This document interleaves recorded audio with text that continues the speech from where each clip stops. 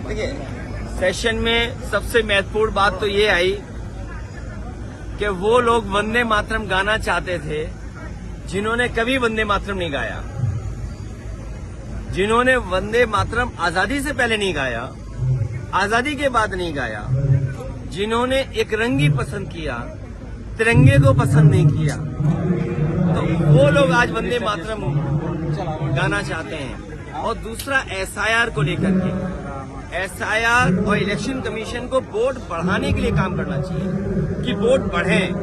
और मैंने जैसा कहा और फिर कहता हूं कि यूपी में 3 करोड़ से ज्यादा वोट कटने जा रहे हैं। अगर आप सोचें 3 करोड़ वोट अगर कट जाएंगे और बीजेपी इलेक्शन कमीशन मिलकर के ये साजिश कर रहे हैं कि जहां जहां बीजेपी हारी है वहां पर वोट ज्यादा काट दें, तो ये तो साजिश है। लोकतंत्र में, डेमोक्रेसी में साजिश है। और ये एसआईआर नहीं है, एसआईआर के बहाने एनआरसी है। जो एनआरसी ये सीधी लागू नहीं कर सकते थे, वो एनआरसी लेकर के आए हैं। ये लोगों के कागज ढूंढवा रहे हैं। अगर कभी एनआरसी लागू तो कागज क्या देने पड़ेंगे? यही तो कागज देने पड़ेंगे।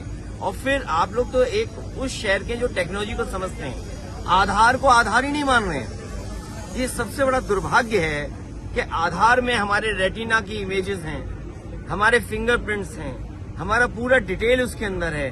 हम आधार को आधार ही नहीं मान रहे और एसआईआर करा रहे हैं, जिससे लोग परेशान हैं। इन्होंने नोटबंदी में परेशान किया, जीएसटी से उद्योगपतियों को परेशान किया, कोविड में परेशान किया और अब एसआईआर से परेशान कर रहे हैं। क्या सोच सकते हैं आप यूपी में 3 करोड़ से ज्यादा वोट कट जाए?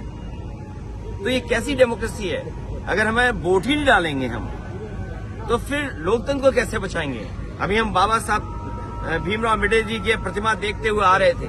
बाबा साहब भीमराव अम्बेडकर जी ने तो अधिकार दिया हमें वोट डालने का, एक वोट डालने का अधिकार। यही वोट हमें हक दिलाता है, यही वोट हमें न्याय दिलाता है, यही वोट हमें आरक्षण दिलाता है, यही वोट हमारी सुरक्षा करता है, यही वोट हमें नौकरी दिलाता है, यही वोट है जिससे हम अपना गुस्सा सरकार के खिलाफ निकाल सकते हैं। ये वोट ही काट दे रहे हैं।